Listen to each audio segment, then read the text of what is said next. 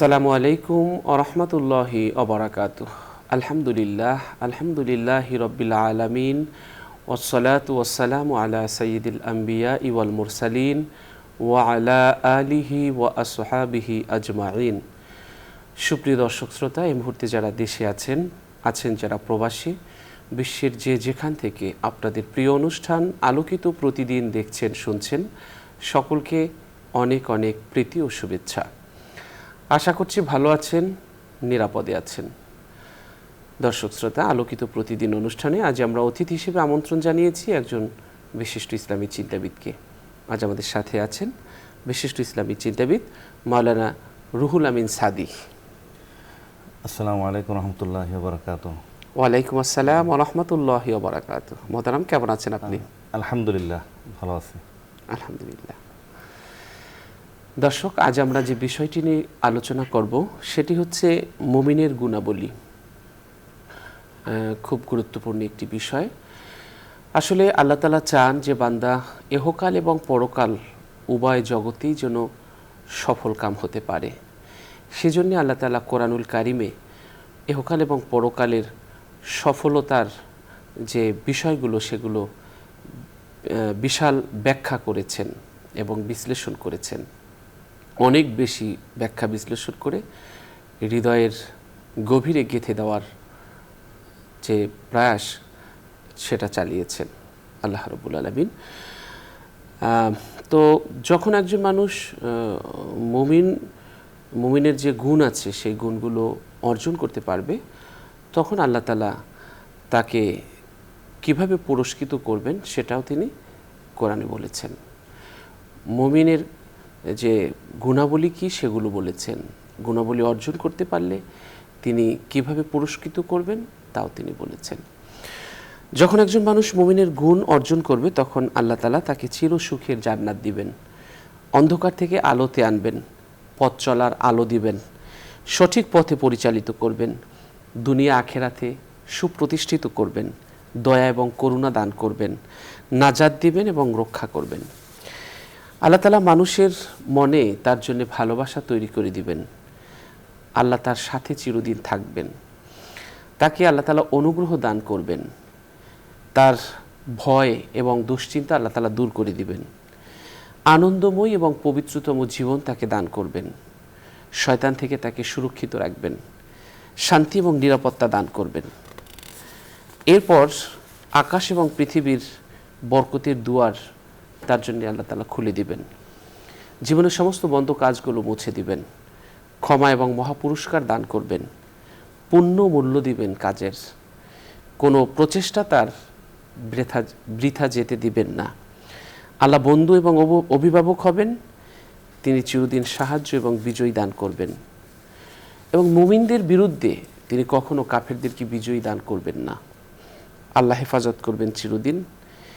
সমাজের মধ্যে প্রতিনিধিত্ব দান করবেন, নেতৃত্ব দান করবেন, ক্ষমতা দিবেন তাকে, এবং তার শেষ পরিণতিটা হবে কল্যাণকর যদি আমরা মুমিন হতে পারি। চলুন আমরা মুমিনের যে গুণগুলো আছে সেই গুণগুলো কিভাবে অর্জন করতে পারি এ বিষয় নিয়ে আলোচনা শুনছি আমাদের আজকের অতিথির কাছ থেকে। জি মুহতারাম। আলহামদুলিল্লাহি রাব্বিল আলামিন ওয়াসসালাতু ওয়াসসালামু আলা সাইয়্যিদিনা মুহাম্মাদিন ওয়া আলা আলিহি ওয়া সাহবিহি আজমাইন। আল্লাহ রাব্বুল আলামিনের আমাদের প্রতি যে অনুগ্রহ এটা তো শেষ নেই। এটা এত বেশি, এত বিস্তৃত, কিছু আমরা বুঝি এবং বেশিরভাগই আমরা বুঝি না। এত বেশি আল্লাহ রাব্বুল আলামিনের অনুগ্রহ। এর মধ্যে সবচেয়ে বড় যে অনুগ্রহ হচ্ছে ঈমান। আল্লাহ রাব্বুল আলামিন তার অগণিত বান্দাদের মধ্য থেকে আমাদেরকে ঈমান দান করেছেন, এবং এটা আল্লাহর একমাত্র তার করুণা এবং তার দয়া ছাড়া সম্ভব না। এর সাথে সাথে আমাদেরকে মহানবী সাল্লাল্লাহু আলাইহি সাল্লামের উম্মত হিসাবে আমাদেরকে নির্ধারণ করেছে। পৃথিবীতে অনেক মানুষ এসেছে কিয়ামত থেকে আজ পর্যন্ত, সবাই তো রসুলের উম্মত হতে পারে নাই। এবং কোনো নবী পর্যন্ত যে মহানবী সাল্লাল্লাহু আলাইহি সাল্লাম উম্মত হওয়ার জন্য আকাঙ্ক্ষা ব্যক্ত করেছেন, এগুলো আমরা জানি সবাই। এই যে আল্লাহর অনুগ্রহ, এই যে দয়া, এই যে আমাদের মাথা থেকে পা পর্যন্ত, জন্ম থেকে মৃত্যু পর্যন্ত, মৃত্যুর পরবর্তী সময় আল্লাহ রাব্বুল আলামিন যে দয়া, মায়া, মমতা, ভালোবাসা, এটার তো শেষ নেই। এবং আমরা যখন মনে করি যে বিপদে পড়ি, কোন সময় বিপদে পড়ি? সাধারণত আল্লাহ রাব্বুল আলামিন তার সকল বান্দার উপর তিনি ছায়া হিসাবে তাদেরকে আগলে রাখেন। যখনই আমরা এমন কোনো গুনার কাজ করি যে গুনার কারণে আল্লাহ রাব্বুল আলামিনের রহমত, দয়া এবং ভালোবাসা আমাদের উপর আসার পথে বাধার সৃষ্টি হয় গুনার কারণে, তখন আমরা বিপদে পড়ি। আল্লাহ রাব্বুল আলামিনের রহমত কিন্তু সকলের উপরে। এই যে আসমান থেকে আমরা দেখি যে সূর্যের আলো, চন্দ্রের কিরণ, এই যে অক্সিজেন, এটা কিন্তু সকলের জন্য। তিনি মুমিন হোক, তিনি অমুসলিম হোক, হিন্দু হোক, বৌদ্ধ হোক, খ্রিস্টান হোক, যে যে ধর্মের হোক, যারা আল্লাহকে মানে, যারা আল্লাহকে মানে না, সকলের জন্য আল্লাহ রাব্বুল আলামিন দয়া প্রদর্শন করেন। হ্যাঁ, কিয়ামতের দিন আল্লাহ রাব্বুল আলামিন তার দয়া হয়ে যাবে একটু সিলেক্টেড। যারা তাকে মানছে তাদেরকে আল্লাহ রাব্বুল আলামিন মাফ করে দিবেন, আর যারা তাকে রব হিসেবে মানে নাই তাদের জন্য তার তো নির্ধারিত তিনি বলে দিয়েছেন তাদের শাস্তি বা তার যে গন্তব্য সেগুলো বলে দিয়েছেন। এখন আমরা যে এই যে আল্লাহ রাব্বুল আলামিনের পক্ষ থেকে ঈমানের অধিকারী হলাম, তো ঈমানের অধিকারী তো যিনি, আমরা সবাই মুমিন। আমরা কালেমে তয়্যিবা লা ইলাহা ইল্লাল্লাহ মুহাম্মাদুর রাসূলুল্লাহ, কালেমে শাহাদাত আশহাদু আল্লা ইলাহা ইল্লাল্লাহ ওয়াহদাহু লা শারীকা লাহু ওয়া আশহাদু আন্না মুহাম্মাদান আবদুহু ওয়া রাসূলুহু, এটা বলার সাথে সাথে আমরা সবাই কিন্তু মুসলমান হয়ে গেলাম। কিন্তু এই মুসলিম হওয়ার পরেও আল্লাহ রাব্বুল আলামিন তিনি বলতেন যে তোমরা মুমিন হও, আরও শক্তভাবে মুমিনের যে কিছু গুণাবলী আছে সেগুলো তোমরা ধারণ করো। সেগুলো যদি ধারণ না করতে পারো তাহলে ঈমানের যে দাবি সেটা পূরণ হলো না। ঈমানের দাবি পূরণ না হলে আপনি সফলকাম হতে পারবেন না। আমি কোরআন শরীফে অনেকগুলো জায়গায় এবং হাদিসে মুমিনের অনেক গুণাবলী বলা হয়েছে, অনেক, প্রচুর। তো এটা আমি সিলেক্টেড কিছু বিষয়ে কথা বলবো। মুমিনের গুণাবলীর মধ্যে আমরা কোরআন শরীফে পাই যে নিশ্চয় মুমিনরা সফলকাম, কাদ আফলাহাল মুমিনুন আল্লাযিনা হুম ফি সলাতিহিম খাশিউন।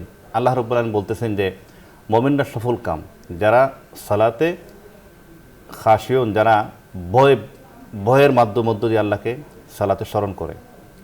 এই যে সালাতে স্মরণ হওয়ার কথা, এটা লম্বা আয়াত, এখানে 5-6টা গুণাবলী এই সূরার মধ্যে বলা হয়েছে, 6টা গুণাবলী মুমিনের জন্য।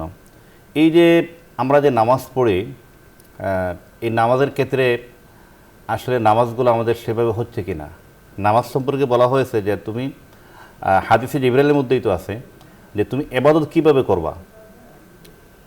তখন রাসূলুল্লাহ সাল্লাল্লাহু আলাইহি ওয়াসাল্লামকে জিজ্ঞেস করেন হযরত জিবরাইল আলাইহিস সালাম, তখন তিনি বলছেন যে তুমি ইবাদত এমনভাবে করো যে তুমি আল্লাহ রাব্বুল আলামিনকে দেখতেছো, আর যদি সেটাও না হয় তাহলে আল্লাহ তোমাকে দেখতেছেন, সেভাবে তোমার যেন মনোভাব তৈরি হয়, সেভাবে বলা হয়েছে।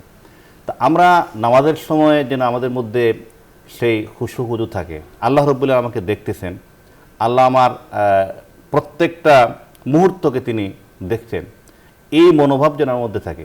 যেন আমি এখানে কথা বলতেছি, কথা বলার সময় ক্যামেরাগুলো আমার দিকে আছে, এখন আমি চাইব সবচাইতে স্মার্টলি উপস্থাপন করা, সবচেয়ে সুন্দরভাবে উপস্থাপন করা, আমার কথাগুলো যেন সুন্দরভাবে আসে, আমার যেন তথ্য থাকে, ইনফরমেশন থাকে এবং যুক্তি থাকে কথার মধ্যে, এবং পরিপূর্ণ মনোযোগ যেন আলোচনার মধ্যেই থাকে। আমরা আল্লাহ রাব্বুল আলামিনের সামনে যখন দাঁড়াবো, তখন যিনি এই মহাবিশ্বের যিনি সৃষ্টিকর্তা, যিনি প্রতিপালক, যিনি আমার সৃষ্টিকর্তা, যিনি আমাকে দয়া দিয়ে, ভালোবাসা দিয়ে, তার রহমত দিয়ে আমাকে পরিবেষ্টন করে রেখেছেন, ও তার সামনে আমি নামাজে দাঁড়ানোর সময় কতটুকু খুশুখুজু হওয়া দরকার, কতটুকু বিনয়ী হওয়া দরকার, কতটুকু তাকে ভয় করা দরকার, কতটুকু একাগ্রতা দরকার, সেগুলো আমাদের হচ্ছে না। আমরা দ্রুত নামাজ পড়তেছি, কেউ নামাজের যে সূরাগুলো পড়ে সেই সূরাগুলো কেউ অর্থ বুঝি বা বুঝি না। সেজন্য উলামায়ে কেরাম বলেন যে অন্তত আপনি নামাজে যে সূরাগুলো আপনি পড়বেন সেগুলো অর্থটা বোঝার চেষ্টা করেন। এটা যখন একজন মানুষ বুঝতে পারে তখন তার মধ্যে খুশুখুজুটা একটু বৃদ্ধি পায়। যেন আমরা যখন পড়ি যে আলহামদুলিল্লাহি রাব্বিল আলামিন, এই সকল প্রশংসা আল্লাহ রাব্বুল আলামিনের জন্য, এটা শাব্দিক অর্থটা যদি আমি বুঝতে পারি তাহলে আমার মধ্যে একটা নতুন একটা ফিলিংস তৈরি হবে। আর এটার যে শব্দের বাইরে যেটা ব্যাপক যে ব্যঞ্জনা, এটা ব্যাপক যে অর্থ, যে আল্লাহ রাব্বুল আলামিনের যে পরিচয়, আল্লাহকে, এগুলো যদি আমি বুঝতে পারি তাহলে তো আমার মধ্যে অনেক বেশি খুশুখুজু আসবে। যে কারণে সাহাবায়ে কেরামের মধ্যে তারা যখন অসুস্থ হতেন তখন তারা নামাজে দাঁড়িয়ে যেতেন। এবং নামাজের অনেকগুলো ঘটনা আছে যেগুলো সত্য ঘটনা। হযরত আলী রাদিয়াল্লাহু তাআলা আনহু একবার হাতের মধ্যে যুদ্ধে গিয়ে ওনার মধ্যে হাতের মধ্যে বা শরীরের মধ্যে কোথাও তীর ঢুকলো, তীরটা ছিল বিষাক্ত তীর, তিনি সেটা বের করতে পারতেন না। তখন তিনি বলে আমি নামাজে দাঁড়াই, নামাজে দাঁড়ালে তোমরা এই তীরটা বের করে নিও। এবং তিনি ঠিকই নামাজে দাঁড়ালেন এবং তার শরীর থেকে তীরটা বের করা হলো, তিনি বুঝতেই পারেন নাই। নামাজের মধ্যে তাদের এত খুশুখুজু ছিল। এবং নামাজ যে মানুষকে তার যে মানে দেহ এবং মনে আলাদা কিছু নিয়ে আসে, সেটা যারা নামাজ নিয়মিত পড়ে তারা বুঝতে পারে। এমন লোক আছে যে নামাজ না পড়লে তার মধ্যে একটা চাঞ্চল্য তৈরি হয়, তার মধ্যে একটা পেরেশানি তৈরি হয় যে নিয়মিত নামাজ পড়ে। তো এইভাবে লম্বা অনেকগুলো কাহিনী আছে।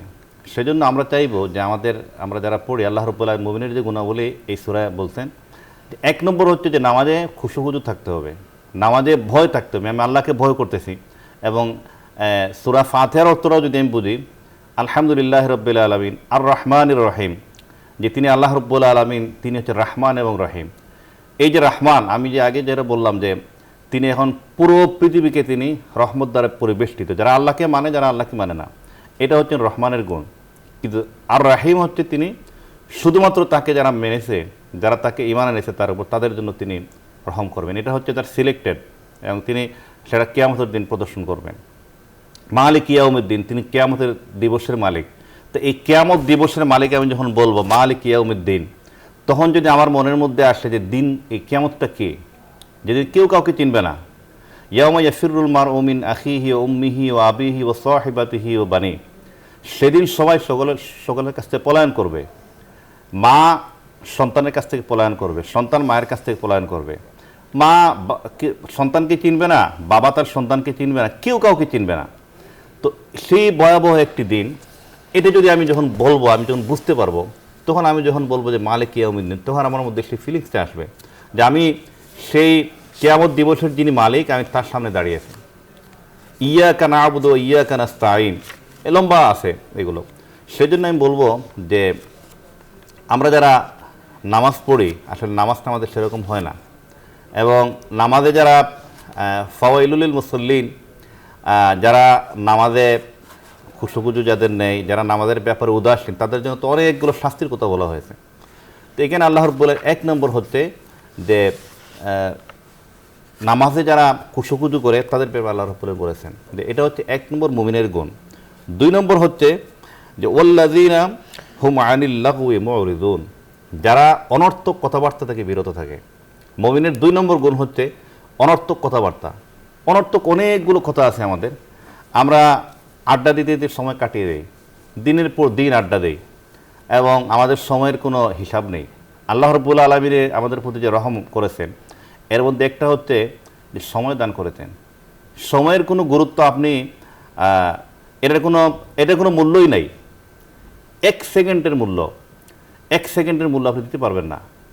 আমরা অনেক ধন সম্পদের মালিক, কিন্তু এই যে কয়েকদিন আগে আমাদের বাংলাদেশে বা সারা বিশ্বে করোনার প্রাদুর্ভাব হলো, এই কোভিডের সময় মানুষ মানে হাঁসফাঁস করছে যে এখান থেকে রোগ থেকে বের হওয়ার জন্য। এবং এমন লোকজন আমরা দেখেছি যে বলছে যে আমাকে আর একটু সময় যদি বাঁচতে পারতো, সে অক্সিজেন নিতে পারতেছে না, তার অক্সিজেন নাই, তার অক্সিজেন সাপ্লাই বন্ধ হয়ে গেছে, ঢুকতেছে না। তো মানুষ আরেকটু হায়াতের জন্য খুব জীবনের সব কিছু সে বিলীন করে দিতে রাজি আছে। আমরা একবার একটা ঘটনা শুনলাম যে সম্ভবত বাহলুল মাজনুন নামে একজন ছিল তার ইতিহাসে। তো সে বাচ্চাকে বলতেছে যে দুনিয়ার যে সম্পত্তি সম্পর্কে এবং এটার যে দুনিয়ার সম্পর্কে। তো সে বলতেছে আপনার যদি পানি আমি বন্ধ করে দেওয়া হয়, আপনি তৃষ্ণায় ছটফট করছেন, তাহলে আপনি আপনার রাজত্বের কতটুকু দিবেন? তিনি বলেন শেষ পর্যায়ে আমি সব কিছু দিয়ে দিব। এরপরে বললো যে এখন যদি আপনাকে পানিটা বের করে দেন, প্রস্রাব বন্ধ হয়ে গেল, আপনি কী করবেন? তিনি আগে বলছেন অর্ধেক দিবেন, যে আমার রাজত্বের অর্ধেক সম্পত্তি দিয়ে দিব।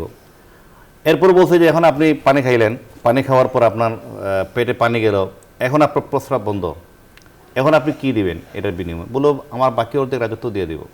মানে এক ফুটা পানির জন্য, এক গ্লাস পানির জন্য পুরো রাজত্ব শেষ। তো এটা হচ্ছে আল্লাহর পক্ষ থেকে একটি সিস্টেম। তো আমাদের একটু অক্সিজেনের জন্য আমরা কতটুকু হাসপাস করি, এবং এই যে অক্সিজেন আমরা পাই আল্লাহর পক্ষ থেকে, এটার জন্য আমরা কি পরিমাণ অক্সিজেনের দাম যারা জানেন তারা বুঝতে পারবে। এই যে সময় যখন আপনার শেষ হয়ে যাবে, আপনাকে 1 সেকেন্ডও টাইম দেওয়া হবে না। তো সেজন্য এই অহেতুক কথাবার্তা, অহেতুক কাজের মধ্যে অনেকগুলো আছে। এর মধ্যে সবথেকে আনন্দের বিষয় হচ্ছে যে মানুষের গীবত করা।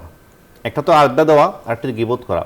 এবং এই যে আমাদের মধ্যে অনেকে আছে না যে গেমস খেলে সময় কাটিয়ে দেয়, এই যে আমি মোবাইলে শুধু একটার পর একটা দিচ্ছি, মানে স্ক্রল করে যাচ্ছি একটার পর একটা, এটা কোনো প্রয়োজন নাই। আমি সময়টাকে কাজে লাগাচ্ছি না, আমি মোবাইলে সময় বের করতেছি, সোশ্যাল মিডিয়ায় সময় বের করতেছি, এবং আমার মধ্যে দুনিয়ার যত চিন্তা সবগুলো এসে ভর করতেছে। এইটা থেকে আমাদেরকে মুক্ত থাকতে হবে। এখানে আল্লাহ রাব্বুল মুমিনদের মানে 2 নম্বর যে গুণাবলী বলেছেন এই সূরায়, সেটা হচ্ছে ওয়াল্লাযীনা হুম আনিল লাগওয়ি মুরিদুন। তো এই ক্ষেত্রে আমি বলবো যে এটা মুমিনের একটি গুণ, যে আপনি অবশ্যই বেহুদা কথাবার্তা থেকে বিরত থাকবেন।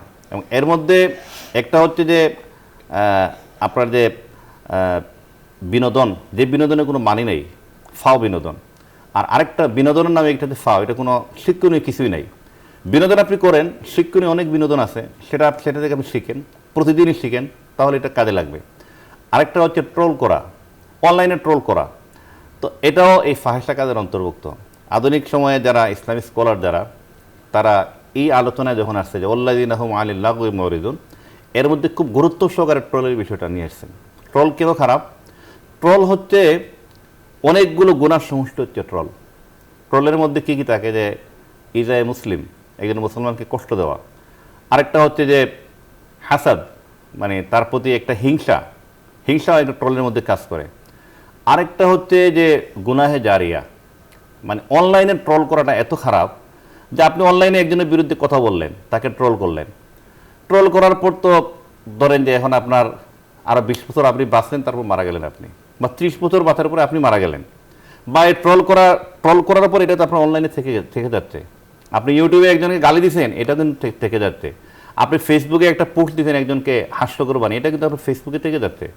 আপনি মারা গেলেন, মারা যাওয়ার পরে 100 বছর পরে যদি এই ট্রোলটা কারো নজরে পড়ে, 200 বছর পরে, 500 বছর পরে কোনো পরের প্রজন্ম সে দেখলো যে 500 বছর আগে পৃথিবীর মানুষ কি করেছে, সে ঘুরতে ঘুরতে ঘুরতে ঘুরতে আপনার আইডিতে আসলো, অথবা আপনার যে ফেসবুক বা ইউটিউবে ঢুকলো, সে ঢোকার পর দেখলো যে আপনি আরেকজনকে নিয়ে ট্রোল করেছেন। এই যে সে দেখলো, দেখার সাথে সাথে কিন্তু আপনার মধ্যে সেইভাবে একটা পরিবেশ তৈরি হয়ে যাবে। আপনি কিন্তু আপনার অ্যাকাউন্টে কিন্তু গুনাহ চলে যাচ্ছে, দেখার সাথে সাথে কিন্তু গুনাহটা কাউন্ট হয়ে যাচ্ছে। এবং আপনি মারা গেছেন, কবরে আছেন, হঠাৎ করে দেখবেন যে আপনার অ্যাকাউন্টে গুনাহ চলে আসছে। কি? যে আপনি ওই যে অনলাইনে ট্রোল করছিলেন, এই জন্য এটাকে বলা হয় গুনাহে জারিয়া। যদি অনলাইন পৃথিবীতে থাকে তাহলে আপনি এটার সমস্যার সম্মুখীন হবেন। সেই জন্য আমি বলবো ভাইরা, আমরা এই যে অনর্থক কাজগুলো থেকে আমরা বিরত থাকার চেষ্টা করি। এটা হচ্ছে মুমিনের একটি 2 নম্বর গুণ। এরপরে হচ্ছে যে জাকাতে ওয়াল্লাযীনা হুম লিযাকাতি ফাইলুন, যারা জাকাত দেয়, জাকাতটা হচ্ছে গুরুত্বপূর্ণ বিষয়। জাকাতের তো অনেকগুলো কাজ, মুমিনের কাজের মধ্যে জাকাত হচ্ছে একটা ইম্পর্টেন্ট বিষয়। আপনারা যদি আপনি জাকাত দাতা হন, আমরা তো আসলে জাকাত দিইও না, আর জাকাতের আসলে অনেকে হিসাবটাও জানি না। জাকাতের হিসাবটা জানা দরকার। জাকাত হচ্ছে আপনার মালকে পবিত্র করে, জাকাত হচ্ছে আপনার সম্পদকে পবিত্র করে। আমরা জাকাত যেটা দেই, যে আমরা রমজান মাসের শেষ দিকে জাকাত দেই, এবং জাকাতের কাপড়ে আলাদা ঠিক করে নিই, যে এটা জাকাতের কাপড়। এটা তো ইসলামিক স্কলাররা বলেছেন এটা ঠিক না। এবং এই জন্য আমরা ঘোষণা দিয়ে দিই, মানুষ বাসার বাইরে এসে দাঁড়ায়, শত শত মানুষের পায়ে পদপিষ্ট হয়েও মানুষ মারা যায়, এইগুলো হয়। তো জাকাত তো আপনি তাকে দান করছেন না, এই বিষয়টা এমন না। জাকাতের সে হকদার, সেইটা আপনার কাছ থেকে প্রাপ্য, তাকে আপনি জাকাত দিবেন। এটা তো তার প্রতি আপনি আলাদা অনুগ্রহের কিছু নেই, এটা জাকাতের সে হকদার। জাকাতকে সঠিকভাবে দেওয়া, জাকাতকে সঠিকভাবে তার জায়গায় দেওয়া, এটা হচ্ছে ইম্পর্টেন্ট বিষয়। সেজন্য জাকাতটা দেওয়া। এবং আমাদের যদি জাকাত ভিত্তিক যদি অর্থনীতি ব্যবস্থা চালু হয় আমাদের দেশে বা যেখানেই হোক, তাহলে সেখানে আসলে গরিব থাকে না। আমাদের দেশে আমরা অনেক সময় জাকাত জানিও না, আর জাকাতের যে গুরুত্ব সেটাও আমরা বুঝি না। সেজন্য মুমিনের অন্যতম গুণ হচ্ছে যে জাকাত দেওয়া। আর অনেকে আছে নামাজ রোজা আলহামদুলিল্লাহ ওনারা পড়ে, নামাজ পড়ে রোজা রাখে, সব ঠিক আছে, জাকাত দেওয়ার ক্ষেত্রে তিনি এখানে একটু দুর্বল, তার কাছে মনে হয় যে এটা দিব না, বা তিনি দিতে চাচ্ছেন না, এবং জাকাত দিলেও এটা খুব কষ্ট হয়। তো একটা বিষয় মনে রাখতে হবে, জাকাত আপনি যেটা দিচ্ছেন, এই জাকাতটা আপনি তার প্রতি কোনো অনুগ্রহ না, বা আপনি তার প্রতি দিচ্ছেন, এটা দান নয়। এটা যিনি জাকাতের হকদার সেটা প্রাপ্য, সে আপনার কাছ থেকে জাকাতের প্রাপক। সেজন্য হযরত আবু বকর রাদিয়াল্লাহু তাআলা আনহুর সময় মুসলিমরা অনেক দেশ আসছে, ও অনেক দেশের মানুষ মুসলমান হয়েছে, এর মধ্যে একটা গ্রুপ দেখা গেল যে তারা জাকাত দিবে না। তখন আবু বকরের মতো একজন মানে খুবই নরম দিলের মানুষ, তিনি বললেন যে জাকাত যারা দেন তাদের বিরুদ্ধে যুদ্ধ করো, কারণ তারা ইসলামের একটা বিধানকে তারা অস্বীকার করতেছে, জাকাত দিচ্ছে না। এবং তিনি বললেন যে আগে যারা জাকাত দিত রাসূল সাল্লাল্লাহু আলাইহি ওয়াসাল্লামের জীবদ্দশায়, এখন তারা যদি জাকাত না দেয়, ইভেন জাকাতের যে পশুর যে দড়িটাও যদি না দেয়, তাহলে আমি তাদের বিরুদ্ধে যুদ্ধ করব, পশু বাঁধার দড়ি। এইভাবে তিনি কঠোর ছিলেন। সেজন্য জাকাতটা মুমিনের ইমানের সাথে সম্পর্কিত, মুমিনের গুণাবলীর মধ্যে এটা আল্লাহ বলেছেন যেটা জাকাত দেওয়া। এরপরে আল্লাহ রাব্বুল আলামিন সূরার মধ্যে বলতেন যে লজ্জাস্থানের হেফাজত করা। লজ্জাস্থানের হেফাজত এই সময় আসলে খুব কঠিন একটা কাজ। আল্লাযীনা হুম লিফুরুজিহিম আল্লাযীনা হুম লিফুরুজিহিম হাফিজুন, যে লজ্জাস্থানের হেফাজতটা এই জন্য জরুরি, কারণ এখন আসলে ফ্রি মিক্সিং, এবং আমরা দেখলাম যে ইদানিং যে এই যে কি বয়ফ্রেন্ড গার্লফ্রেন্ডে যে প্রথা, এটা তো আসলে আপনি বৈবাহিক সম্পর্ক বহির্ভূত একটি কাজ। এটা কীভাবে আপনি করবেন? এবং এটা বলতে বলতে বলতে বলতে একসময় এটা স্বাভাবিক হয়ে যাচ্ছে, এবং পরকীয়া তো ব্যাপক আকার ধারণ করেছে। তো সেজন্য নিজের লজ্জাস্থানকে হেফাজত করা। এবং আল্লাহ রাসূল সাল্লাল্লাহু আলাইহি ওয়াসাল্লাম বলছেন, কোনো মানুষ যদি দুইটা কাজের নিশ্চয়তা আমাকে দেয়, আমি তাকে জান্নাতের প্রতিশ্রুতি দিব, সুসংবাদ দিব। একটা হচ্ছে যে সে তার জবানের হেফাজত করে, আর একটা হচ্ছে তার লজ্জাস্থানের হেফাজত করে। জবান এবং লজ্জাস্থান দুইটা হচ্ছে মানুষকে ধ্বংসের চূড়ান্ত পর্যায়ে নিয়ে পৌঁছে দেয়। আপনার একটা বক্তব্যের কারণে আপনি কাফের হয়ে যেতে পারেন, ইমান চলে যেতে পারে। আবার একটা বক্তব্যের কারণে মানুষ তো অনেক উপরে উঠতে পারে। সেম একইভাবে তার লজ্জাস্থানের যে হেফাজত করা, এটা হচ্ছে মুমিনের কাজ। তো সেজন্য বলা হয়েছে যে তোমরা ফাহেসা কাজ থেকে দূরে থাকো, মানে যা তোমাকে খারাপ কাজের দিকে ধাবিত করে সেই জায়গা থেকে তোমাকে দূরে থাকতে হবে। তো এই ব্যাপারটা খুব ব্যাপক, এবং অনলাইনের কারণে বা আমাদের অশ্লীল যে কালচার আছে, এই যে সোশ্যাল মিডিয়ার যে হাইওয়ে আছে, হাইওয়েতে তো প্রতি মুহূর্তে নতুন নতুন কন্টেন্ট, যেগুলো দেখার পরে একটা তরুণ বা একটা যুবক বা একটা কিশোরের মনের মধ্যে নতুন নতুন চিন্তা তৈরি হয়ে যায়, এবং তাকে সেখান থেকে বাঁচাতে হবে। অনেকেই আছে আলহামদুলিল্লাহ ইমানের ক্ষেত্রে, নামাজ রোজার ক্ষেত্রে ভালো, ওই জায়গায় যাওয়ার পরে আসলে আমি কতটুকু ভালো এবং খারাপ, যদি আমার কাছে অ্যান্ড্রয়েড ফোন থাকে তাহলে তো আমি অনেক কিছুর সাথে আমি জড়িত হয়ে যাই, কারণ আমার কাছে খারাপ হওয়ার অনেক কিছু উপাদান এখানে আছে, ভালো হওয়ার অনেক কিছু উপাদান আছে। সেজন্য উলামায়ে কেরাম বলেন যে আপনি আপনার লজ্জাস্থানের হেফাজতের ক্ষেত্রে আপনি সম্ভাব্য যেসব কাজ আপনাকে খারাপের দিকে নিয়ে চলে যায় সেসব জায়গাতে একটু দূরে থাকবেন। যেসব জিনিস আপনাকে অশ্লীলতার দিকে টানে, মেন্টালি টান দেয়, সেসব জায়গা থেকে আপনি দূরে থাকবেন। এটা উলামায়ে কেরাম তাদের পরামর্শ দিয়ে থাকেন। আমরাও বলবো যে অশ্লীল গান তো সব গান খারাপ না, গান তো ভালো, কিন্তু জ্ঞানও সব জ্ঞান খারাপ না, কিন্তু কিছু কিছু জ্ঞান আছে যা আপনাকে খারাপের দিকে উদ্বুদ্ধ করে। এখানে রাসূল সাল্লাল্লাহু আলাইহি ওয়াসাল্লাম বলেছেন যে ইলমুন নাফিয়া, ইয়া রাব্বুল আলামিন আমাকে এমন ইলম দান করেন যা আমাকে উপকৃত করে। যে ইলম, খারাপ ইলম থেকে তিনি বাঁচতে চেয়েছেন। আমরা সবগুলোকে ইলম বলতেছি, কিন্তু সবগুলো তো ইলম না। কিছু ইলম হচ্ছে আপনাকে খারাপের দিকে ধাবিত করে, কিছু বই আছে, কিছু জ্ঞান আছে যে জ্ঞান আপনাকে সত্যের প্রতি, মিথ্যার দিকে উদ্বুদ্ধ করে। অনেক জ্ঞান আছে। সেজন্য সঠিক জ্ঞানের প্রতি থাকা, সঠিক কন্টেন্ট দেখা, ভালো কন্টেন্ট যেগুলো আছে সেগুলো দেখা, এবং যথাসম্ভব কম সময় অনলাইনে দেওয়া, তাহলে আমাদের পক্ষে সম্ভব। আমি যেগুলো দেখব, আমি জ্ঞানগত যে বিষয় সেগুলো নিয়ে দেখব। আমাদের দেশে এই যে এত ব্যাপক পরিমাণ বেকার মানুষ, কী জন্য? এর কারণ হচ্ছে আমরা অনলাইন ইউজ করি, কিন্তু অনলাইনে আমরা যে উপকারী জ্ঞান আমরা অর্জন করছি না অনলাইন থেকে। অথচ আমাদের পার্শ্ববর্তী দেশ বা বিভিন্ন দেশ বা এই যে ইউরোপ, সেগুলোতে যারা আজকে অনেক উপরে উঠে গেছে, তারা কি করে? তারা অনলাইন থেকে তারা শেখার মতো অনেক কিছু তারা চেষ্টা করে। আমি আর কিছু যদি না জানি, আমি অনলাইন থেকে যদি ইংরেজি ভাষা শেখার চেষ্টা করি, আরবি ভাষা শেখার চেষ্টা করি, আমি যদি সেখানে জ্ঞান কীভাবে বৃদ্ধি পায় সেগুলো আমি জানার চেষ্টা করি, তাহলে তো অনেক কিছু অসম্ভব। কিন্তু আমাদের ব্যাপক একটা অংশ দেখা যাচ্ছে আমরা অনলাইনে বিভিন্ন খারাপ কন্টেন্ট, বিভিন্ন অনেক কিছুর দিকে আমরা চলে যাই। যেতে যেতে এক পর্যায়ে আমার চিন্তা শক্তিও লোপ পেয়ে যায়। যারা 24 ঘন্টা অশ্লীলতার মধ্যে থাকে তাদের পক্ষে সম্ভব না যে সে আবার এখান থেকে ফিরে আসা। সে ঘুমাইলেও এটা দেখবে, সে বসলেও দেখবে, সে চলতে ফিরলেও দেখবে। ইভেন আমাকে একজন বললো, ভাই অশ্লীল কন্টেন্টের এত বেশি খারাপ প্রতিক্রিয়া, সিজদায় গেলে ওইটা শোনানো হয় তার মধ্যে তো চিন্তা চেতনা ওইটা। সেজন্য বিশেষ করে আমাদের যুবক ভাই যারা আছেন তাদেরকে আমরা বলবো যে আপনারা অবশ্যই ভালো মানুষের সান্নিধ্যে যাবেন এবং ভালো কন্টেন্ট যেগুলো আছে, অনলাইন তো আর বন্ধ করতে পারবেন না, অনলাইন ভালো, সেখানে বড় বড় ওলামায়ে কেরাম, বড় বড় যারা ইসলামিক স্কলার তাদের কথা শুনবেন, তেলাওয়াত শুনবেন। এবং তেলাওয়াতের যে কি পরিমাণ আপনার ঈমান বৃদ্ধি করে ফেলে, কোরআন শরীফে আছে না যে কিছু কিছু বিষয় ঈমান বৃদ্ধি করে ফেলে, ইয়াতলু আলাইহিম ওয়া ইউযাক্কিহিম ওয়া ইউআল্লিমুহুল কিতাব ওয়াল হিকমা, এগুলো তো আল্লাহ নবীদের উপরে কাজ। কিন্তু কিছু কিছু বিষয় যে আপনার ঈমান বৃদ্ধি করে ফেলে কোরআনের তেলাওয়াত শোনার পরে, আবার কিছু ঈমানকে আবার নিচে নিয়ে যায়। এক্ষেত্রে আমরা জানি যে মিশরের একজন বিখ্যাত কারি, তিনি রাশিয়ায় গিয়েছিলেন একবার। রাশিয়ায় যাওয়ার পরে তাকে সেই সময়কার মিশরের যিনি প্রেসিডেন্ট তাকে রাশিয়ায় নিয়ে গিয়েছিলেন, অনেক আগের কথা। তো তিনি সেখানে যাওয়ার পর সেখানকার রাশিয়া তো তখন ছিল কমিউনিস্ট বিপ্লবের পরবর্তী সময়, সেখানে তাদের নেতৃবৃন্দ সবাই ওই চিন্তাধারা, তারা বসছে, তারা মদের আসরে বসছে। তো রাশিয়ার মিশরের যিনি প্রেসিডেন্ট জামাল আব্দুল নাসের, তিনি বলেন আমি একজন কারি নিয়ে আসছি। পরে বলল কারি কি? বলে আমাদের যে ধর্মগ্রন্থ এটা তেলাওয়াত করবে। তো তুমি একটু শোনো।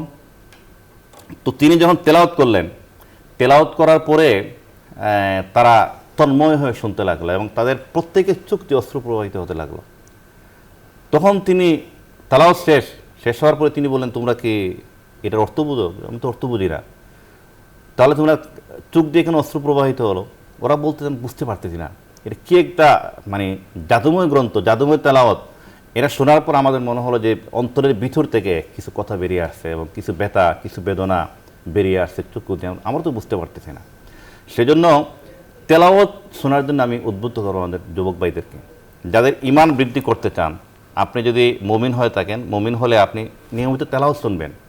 তেলাওয়াতের সুরের মধ্যে এমন কিছু ব্যাপার আছে, এটার যারা সুর নিয়ে যারা কাজ করেন, আমাদের দেশে অনেকে আছেন যারা সুর নিয়ে, যারা এমনও আছে যে তারা পিএইচডি করেছেন সুরের কারুকার্যতা নিয়ে।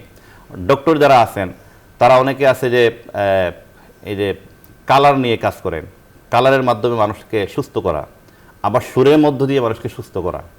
তারা জানেন যে কোরআনের যে ব্যঞ্জনাগুলো আছে, এই কোরআনের যে ব্যঞ্জনাগুলো মানুষের দিলের মধ্যে আঘাত করে, মানুষের সুস্থতার জন্য গুরুত্বপূর্ণ। আমরা অনেক সময় বুঝতাম যে আসলে কোরআন তেলাওয়াত করলে মানুষ কীভাবে সুস্থ হয়, বা আমাদের বুজুর্গ যারা আছেন অনেকে ফু দিলে কেমনে হয়। কিন্তু আসলে কোরআনের মধ্যে একটা আলাদা কিছু আছে, এবং কোরআনের সুরের মধ্যে, কোরআনের বলার মধ্যে, কোরআনের শোনার মধ্যে মানুষের অন্তরটা শীতল হয়ে যায়। সেজন্য কোরআন ব্যাপকভাবে শুনবে। কোরআন শুনলে আপনি অর্থ বুঝেন না, তারপর আপনার মধ্যে একটা তার প্রভাব তৈরি হবে ইনশাআল্লাহ। এখানে এই হলো 4টা। এরপরে আল্লাহ রাব্বুল আলামিন আরও কিছু কথা বলেছেন, ওয়াল্লাযিনা হুম লিআমানাতিহিম ওয়া আহদিহিম রাউন, যারা আমানত এবং ওয়াদা রক্ষা করে। আমানতটা খুব গুরুত্বপূর্ণ বিষয়। আমানত, মুনাফিকের যে গুণের মধ্যে একটা হচ্ছে আমানতের খেয়ানত করে।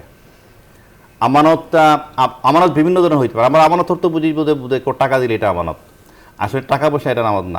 আমি একটা কথা বললাম, এই কথাটা হচ্ছে কিন্তু একটা আমানত। আমি আপনাকে কোনো একটা বিষয় বললাম, সেটা হচ্ছে একটা আমানত। কেউ জিনিস আপনার কাছে রাখলাম, সেটা হচ্ছে একটা আমানত। এই আমানতটাকে সঠিকভাবে রক্ষা করা, তো এটা অনেকেই করেন না। বিশেষ করে কথার আমানত এত ব্যাপকভাবে আমরা লঙ্ঘন করি। একজন যদি বলে যে ভাই আপনাকে একটা কথা বললাম, কাউকে বলবেন না, এটা বললে আমাদের আগ্রহ তৈরি হয় কী জিনিস, এবং এখানেই সবচেয়ে বেশি আগ্রহ যে আরেকজনকে বলার জন্য। এবং বলার সময় এটাও বলে যে আমাকে কিন্তু বলতে নিষেধ করেছে, তারপর তোমার কাছে বললাম, তুমি কারো কাছে বলবে না। এই মানে এটাও এই ধরনের হয়ে যায়, এটা তো আরও মারাত্মক জিনিস। তো সেজন্য এই বিষয়গুলো খেয়াল রাখা সবাই। কারণ এটা হচ্ছে মুনাফিকের একটি আলামত। এবং সাহাবায়ে কেরাম রাদিয়াল্লাহু তাআলা আনহুম তারা নেফাকি থেকে আল্লাহর কাছে পানা চাইতেন। রাসূল সাল্লাল্লাহু আলাইহি ওয়াসাল্লামের কাছে এসে বলতেন, ইয়া রাসূলুল্লাহ, আমি কি মুনাফিক হয়ে গেছি? কেন? যে আমি যখন আপনার সামনে থাকি তখন আমার মধ্যে দ্বীনি চিন্তা চেতনা থাকে, আর যখন আমি আপনার কাছ থেকে চলে যাই ইয়া রাসূলুল্লাহ তখন আমার মধ্যে আর দ্বীনি চিন্তা চেতনা থাকে না। তারা এই জন্য ভয় পেতেন এবং কান্নাকাটি করতেন। তো এটা আমাদের অনেকের মধ্যে এই ধরনের বিষয়গুলো নেই। সেজন্য আমানত রক্ষা করার প্রতিশ্রুতি, আপনি কাউকে প্রতিশ্রুতি দিচ্ছেন এটা ঠিক রাখবেন। মুমিনের প্রতিশ্রুতি সবসময় ঠিক থাকা উচিত। আপনার ক্ষতি হইল আমার প্রতিশ্রুতি দিবেন না। আপনি যদি মনে করেন দিবেন না, একজনের কাছে আমি কথার কথা বললাম যে আমি বললাম যে তোমার কাছে ঠিক আছে আমি ওই সময় উপস্থিত হব, তো এটা আপনি সেভাবে বলা দরকার। যদি আপনি পারেন, না পারলে বলার দরকার নাই। তাহলে মানুষ বুঝতে পারবে যে এই লোকটা সঠিক, সে যা বলে তা করে, না হয় বলে না। এটা তো আপনার একটা বড় একটা গুণ। সেজন্য এই কাজটা আমাদের সকলের করা উচিত, প্রত্যেকের করা উচিত, যে আমাদের যেন প্রতিশ্রুতি এবং ওয়াদা এই দুটো যেন আমরা সব সময় রক্ষা করতে পারি। প্রতিশ্রুতি যে আপনি ভঙ্গ করে ফেলেন, তাহলে এটা আপনাদের যে আল্লাহ রাব্বুল আলামিন আমাদেরকে যে নির্দেশনা আমরা বরখেলাফ করলাম। এরপরে হচ্ছে আল্লাহ রাব্বুল সর্বশেষ এখানে যেটা বলছেন যে ওয়াল্লাযিনা হুম আলা সালাওয়াতিহিম ইউহাফিজুন, এখানে দুইবার সালাতের কথা আসছে। মানে সালাতটা এত গুরুত্বপূর্ণ। আমরা কয়েক বছর আগে সৌদি আরবে হজের সফরে, তো এখানে মানে আফ্রিকা থেকে একজন বুজুর্গ আসছেন হজের সফরে। তো যেতে যেতে আমরা জিদ্দায় গিয়ে একটা জায়গা, সেখানে মানে বাংলাদেশি পাকিস্তানি লেবাররা কাজ করে, ওনাকে সেখানে নিয়ে যাওয়া হইলো। এখন উনি তো কথা বলেন ইংরেজিতে। তো উনি বললেন একটা কথা সবাইকে বললেন, আর লম্বা ওয়াজের প্রয়োজন নাই। তিনি বললেন, সবাইকে জড়ো হয়েছে ওনার কথা শোনার জন্য। তিনি বললেন, তোমরা আর যা করো নামাজটা ঠিক রাখবা, সালাতটা যেন ঠিক থাকো, সালাতে যেন আমরা খুশুখুজু থাকে, সালাতে যেন আমরা নিয়মানুবর্তিত থাকে, সালাতটা যেন সময়মতো আমরা আদায় করি। তিনি বলেন, তোমরা যদি লেবার সবাই, তোমাদের তো তেমন কোনো হিসাব নিকাশ নাই। লেবার দ্বারা কী হিসাব নিকাশ? সে দিনে আনে দিনে খায়, সে সারা মাস কাজ করে মাসের বেতন পায়, বাড়িতে পাঠাই দেয়। তাহলে তোমাদের হিসাব নিকাশ তুলনামূলক কম। ধনী যাদের অনেক টাকা পয়সা, তার হিসাব নিকাশটা আলাদা ধরনের। তার এই যেমন বাংলাদেশ দুনিয়ার জীবনেও হয়, আখিরাতের জীবনে অনেক বেশি। তো তিনি বলেন, তোমাদের এত কিছু দরকার নেই, তোমরা শুধু নামাজের ক্ষেত্রে তোমরা সতর্ক থাকবা, নামাজের টাইম হয়ে গেছে নামাজটা পড়বা। এটা যদি হয় তাহলে তোমরা আখিরাতে তোমরা বেঁচে যেতে পারবা। তা আমরা এই কাজটুকু সবাই করার চেষ্টা করবো। এখানে আল্লাহ রাব্বুল আলামিন কয়েকটা কাজ বলেছেন। একটা হচ্ছে যে সালাতে খুশুখুজু, সালাতে ভয় করা। 2 নম্বর হচ্ছে অহেতুক কাজ এবং কথা থেকে বিরত থাকা। 3 নম্বর হচ্ছে যে যাকাত দেওয়া, মানে মোমিনরা তারা যাকাতটা দেয়। 4 নম্বর হচ্ছে লজ্জাস্থানের হেফাজত। 5 নম্বর হচ্ছে ওয়াদ এবং আমানতদারিতে আমরা সতর্ক থাকা। আর 6 নম্বর হচ্ছে নামাজের হেফাজত করা। মূলত নামাজের কথাটা 2বার আসছে এখানে। আমরা যারা আমাদের আলোচনা শুনছেন, আমাদের যুবক ভাই যারা আছেন, আমি সবাইকে বলবো যে আমরা যত কিছু করি আর না করি, এই কাজগুলো যদি আমরা করতে পারি, এই সূরা আল্লাহ রাব্বুল আলামিন যেগুলো বলেছেন, আরও অন্যান্য সূরা আরও কিছু আসছে, অনেক কিছু আসছে। এবং ঈমান যে কত গুরুত্বপূর্ণ, তো ঈমান আনার পরে আপনি মুমিন হয়েছেন, মুমিনের তো কিছু গুণাবলী আছে, সেগুলো আল্লাহ বলেছেন। ঈমান তো আমি বললেই তো আমার ঈমানদারিত্ব হচ্ছে না। অর্থাৎ মুখে বলা, অন্তরে বিশ্বাস করা, কাজে পরিণত করা এবং এই গুণাবলীগুলো অর্জন করা। জি জি, চমৎকার বলছেন। এটা হচ্ছে তাসদীক বিল জানান, ইকরার বিল লিসান, তাসদীক বিল জানান, আমল বিল আরকান, এই 3টা বিষয়। চমৎকার বলছিলেন। দর্শক মোহতারাম, খুব চমৎকার আলোচনা করেছেন। আরেকটি সূরায়, সূরা তাওবার 112 নং আয়াতে আল্লাহ তাআলা আরও কিছু মুমিনের গুণের কথা বলেছেন। যেমন আত-তাইবুন আল আবিদুন আল হামিদুন আর রাকিউন হামিদুন আস-সাইহুন আর রাকিউন আস-সাজিদুন আল আমিরুন বিল মা'রুফি ওয়ান নাহুন আনিল মুনকার ওয়াল হাফিজুনা লিহুদুদিল্লাহ ওয়া বাশশিরিল মুমিনিন। এখানে তওবার কথা বলেছেন যে মুমিনরা তওবা করবে, ইবাদত করবে, আল্লাহর প্রশংসা করবে, সিয়াম পালন করবে, রুকু করবে, সিজদা করবে এবং ভালো কাজের আদেশ দেবে, খারাপ কাজে বাধা প্রদান করবে এবং আল্লাহর সীমা রেখার সংরক্ষণ করবে।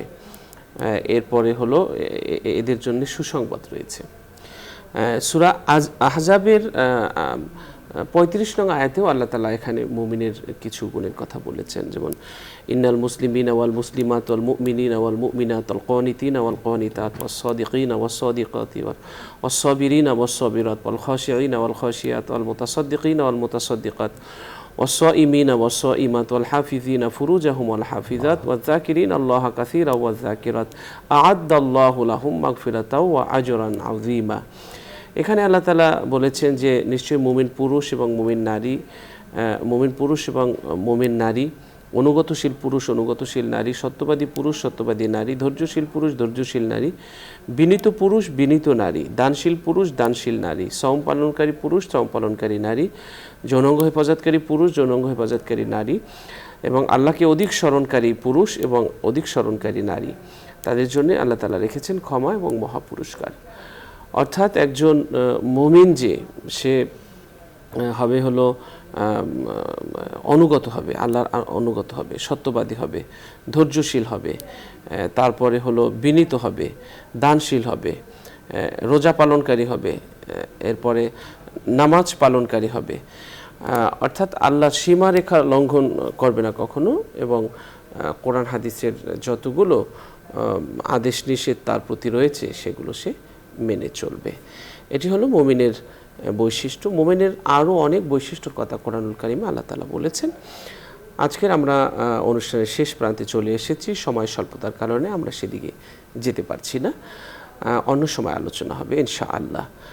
দর্শক শ্রোতা, আমরা অনুষ্ঠানের এই পর্যায়ে একটি মোনাজাত করব। আপনারা যে যেখান থেকে আমাদের এই অনুষ্ঠান দেখছেন চাইলে আমাদের সাথে আপনারাও মোনাজাতে শরীক হতে পারবেন। اللهم صل على محمد وعلى آل محمد كما صليت على إبراهيم وعلى آل إبراهيم إنك حميد مجيد اللهم بارك على محمد وعلى آل محمد كما باركت على إبراهيم وعلى آل إبراهيم إنك حميد مجيد الحمد لله رب العالمين والصلاة والسلام على سيد الأنبياء والمرسلين وعلى آله وأصحابه أجمعين बुजुर्गों की नहीं हमको जरूरत गुलाम अपना बना मुझको खुदाया मैं न गोयम क़िताअतन बाप जील कल में आफू बरगुनाहम काश रब्बुल आलामीन गुनार बोझा निये আপনার শাহী দরবারে আপনার দরজার সামনে অপেক্ষমান। জীবনে অনেক গুনাহ করেছি গো আল্লাহ, জেনে করেছি না জেনে করেছি, শয়তানের ধোকায় পড়ে করেছি, নফসের তাড়নায় পড়ে করেছি। গুনার বোঝা তো ভারী হয়ে গেছে গো মালিক, আর তো বইতে পারছি না। চাবুক ততটা আঘাত করে না, গুনার অনুতপ্ত যতটা আঘাত করে গো আল্লাহ। গুনায় জর্জরিত হয়ে ভিতরটা কালো হয়ে গেছে, নিকোষ কালো হয়ে গেছে গো আল্লাহ। দুনিয়ার মানুষ যখন জিজ্ঞেস করে কেমন আছেন, বলি ভালো আছি, কিন্তু আমি তো ভালো নেই, গুনাহে জর্জরিত হয়ে গেছি গো আল্লাহ। পৃথিবীর কেউ দেখেনি, কেউ জানে না, কেউ শোনেনি গো আল্লাহ। তুমি তো জানো কত গুনাহ করেছি আমরা। গুনার পাহাড় ঠেলে তোমার কাছাকাছি হতে পারলাম না গো আল্লাহ। গুনার স্তূপের নিচে পড়ে হাবুডুবু খাচ্ছে গো আল্লাহ। একটু মোদের কিনারে ভেরাও, রহমতের কোলে একটু আশ্রয় দাও। গুনার বোঝা মাথায় নিয়ে হাঁটতেছি, মাফ করিয়া দাও গো মাওলা ইলাহি। রব্বুল আলামিন তুমি মোদের জীবনের সমস্ত গুনাহ ক্ষমা করে দাও গো আল্লাহ। যত বড় গুনাহ হোক তোমার কাছে মামুলি ব্যাপার, যত বড় অপরাধ হোক ক্ষমা করা তোমার কাছে কোনো ব্যাপার নয়। তাই মিনতি, তাই ফরিয়াদ, তাই আবেদন, তাই আকুতি, জীবনের সমস্ত ভুল ত্রুটি তুমি ক্ষমা করে দাও। বান্দা থেকে বন্ধু বানায়া নাও, গুনাহগার থেকে মুমিন বানিয়ে নাও। মুমিনের গুনাবলী অর্জন করার তৌফিক নসিব করে দাও। রব্বির হামহুমা কামা রাব্বায়ানি সগীরা, রব্বির হামহুমা কামা রাব্বায়ানি সগীরা। সুবহান রাব্বিকা রাব্বিল ইজ্জাতি আম্মা ইয়াসিফুন ওয়া সালামুন আলাল মুরসালিন والحمد لله رب العالمين আমিন আমিন। দর্শক, আমরা আজ এখানে শেষ করছি। দেখা হবে আগামীকাল ঠিক এই সময়। আল্লাহ হাফেজ। আসসালামু আলাইকুম ওয়া রাহমাতুল্লাহি ওয়া বারাকাতুহু।